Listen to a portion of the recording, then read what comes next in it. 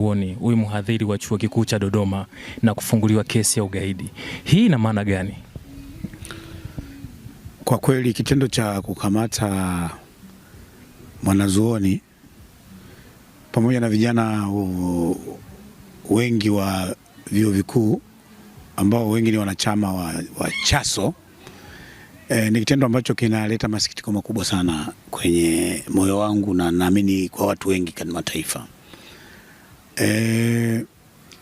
Watu wanapokuwa wanazuoni ni watu wanaofundisha vyuo vikuu. Sehemu za vyuo vikuu ni mahali ambapo pa kuchallenge mind, kuchallenge fikra na kupata fikra mbadala. Vyuo vikuu vinazalisha watu wanaotakiwa kufikiri kimantiki, critical thinkers.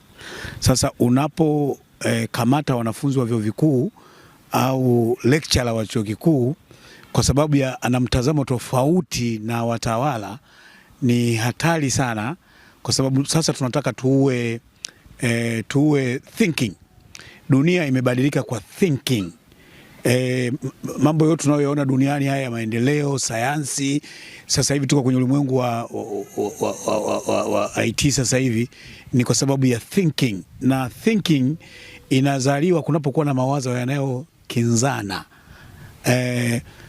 Watu wasiofikiri hawawezi kuleta maendeleo katika jamii. Kwa hiyo kunapokuwa na thinking katikati ya jamii ndipo kwa kuna maendeleo. Kwa hiyo swala la kukamata wanazuoni, labda nitoe mfano mmoja. Mwaka 1975 Cambodia na mji wake mkuu ulikuwa umeshamiri sana. Kabla ya hapo kulikuwa na vita vya wenyewe kwa wenyewe, lakini ukienda katika mji mkuu wa Cambodia kulikuwa na hospitali nzuri, vyuo vizuri, business za watu, ofisi za serikali. Mji wao mkuu ulikuwa umeshamiri sana. Lakini baada ya vita vya wao kwa wao, mji ukatekwa na watu waliamini kwamba kutakuwa sasa na amani katika ule mji. Bahati mbaya ikaingia utawala ambao uliongozwa na mtu mmoja alikuwa anaitwa Pol Pot. Utawala ule ulikuwa hautaki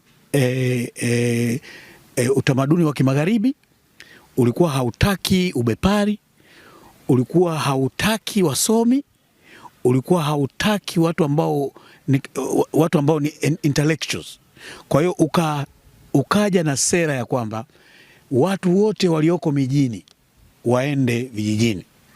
Sasa kuwatoa watu katika ule mji mkuu wa Cambodia, wakadanganya kwamba Marekani inataka kushambulia Cambodia kwa sababu wao walikuwa wamepanga kwamba wanataka waifanye Cambodia ni nchi ya kilimo.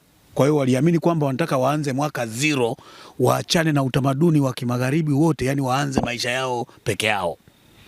Kwa hiyo wakaanza kuwahamisha watu, walitolewa hospitalini, wajawazito, wagonjwa wakabebwa wanapelekwa vijijini, wakaanza empty cities.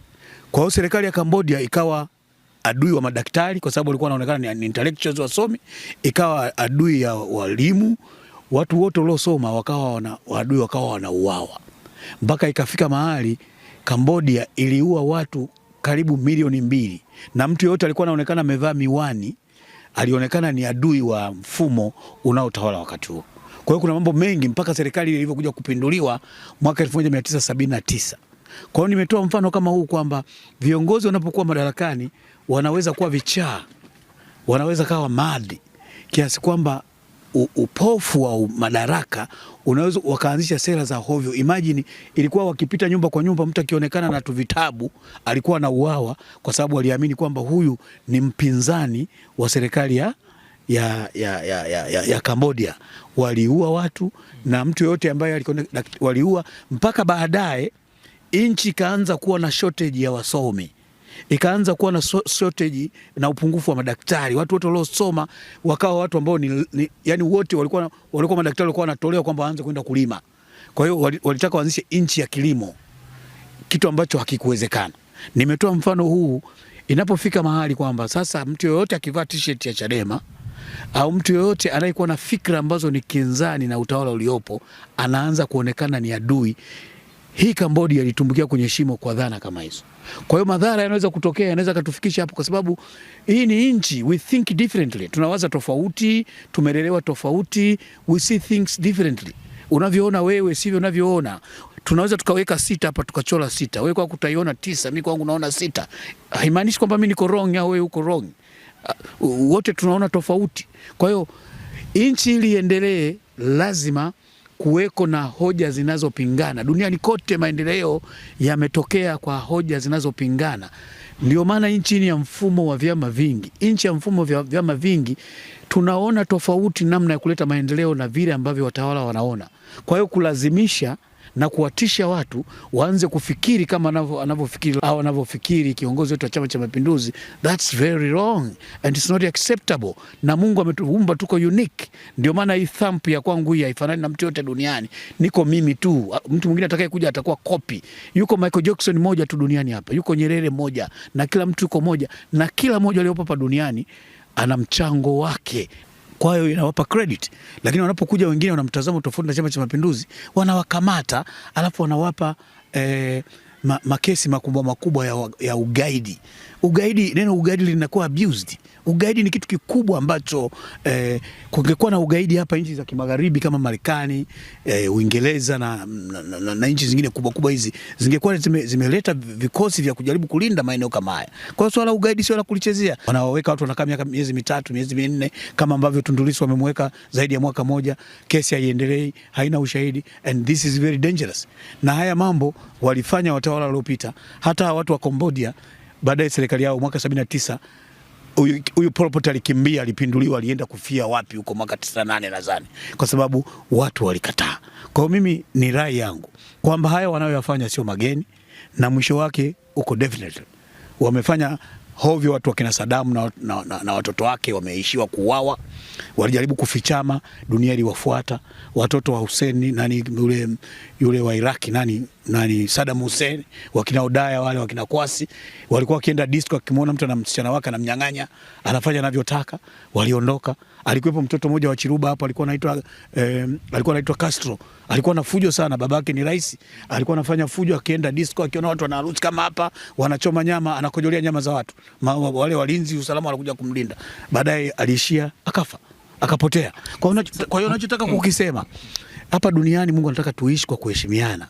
Kila mchango wa mtu una umuhimu na una nafasi. Hatuwezi kufungwa kwenye fikra za Chama cha Mapinduzi. Zile dhana za kusema zidumu fikra za Mwalimu Nyerere nazo zishaenda. Na Mwalimu Nyerere alijua kwamba hazidumu. Baadaye akasema fikra sahihi. Lakini hatuwezi kuishi. Mimi siwezi kukulazimisha wewe uingie kwenye kichwa changu. Niache mimi nifikiri. Hoja zangu challenge kwa hoja zako, lakini hoja haziwezi kuchallenjiwa kwa kupigwa rungu. Hapo unafikiri kwa nini wale watu ambao wanafikiri tofauti na viongozi ambao wako madarakani wanaonekana kuwa maadui? Unafikiri ni kwa nini wanaonekana kuwa maadui? Kwa sababu watu wanaofikiri tofauti wana expose, yani wanaweka udhaifu wako hadharani, wanatoa njia mbadala ambazo wewe, kwa sababu uwezo wako wa kufikiri, kila mtu yuko limited. Yani kila mtu ana kiwango cha kufikiri. Wapo wanaofikiri vizuri zaidi, na wapo wengine wanatoa mawazo tofauti kwa sababu wana ushawishi. Kwa hiyo wale walioko madarakani wanawaona wale wanaofikiri ni tishio. Hatuwezi kuwa na taifa ambalo wakosoaji wanaonekana ni wadui wa serikali. Serikali yenye nguvu, serikali yenye weledi inapenda maswali. Mwanasiasa mwenye uwezo, mwenye fikra nzuri, aliye soba na ana sound mind, haogopi maswali. Kwa sababu maswali kwanza yanakupima kama unauelewa. Kwa hiyo wale wenye fikra tofauti wanaogopwa kwa sababu wana expose, wanaonyesha madhaifu. You got to be smart kushindana na fikra tofauti. Sasa the best way, mtu anayekuwa smart anapigwa rungu. Anayekuwa smart anafungwa ndani, anawekwa kizuizini. We cannot run. Yani haya mambo wanayofanya sio wanaanza wao, walishafanya enzi za kina Hitler, enzi za utawala wa Roman Empire ya kale kule Urusi kule yalifanyika. French Revolution yalishafanyikaga, hayajawahi kusaidia. Serikali yote inayokamata na inapinga upinzani lazima itaanguka tu. Kwa hiyo tusingependa serikali hii ianguke kwa aibu. Inaweza kawa sio leo, lakini kesho itaanguka. Inaweza kawa sio kesho, kesho kutwa itaanguka. Tunataka tuwe na nchi ambayo kila mtu atakuwa huru kuishi, kuzungumza na kutoa mawazo yake. Haiwezekani leo kukosoa iwe ni kosa la jinai. Haiwezekani leo mtu akitaka kuandamana inaonekana maandamano ni kosa la jinai, ambayo ni mambo ya kikatiba. Sasa tutakuwa na nchi ya namna gani? Kwa hiyo mfano wa Cambodia ni nendeni mkasome. Sasa hizi taarifa ziko nyingi. Nendeni mkasome mtu mmoja anaitwa Pol Pot.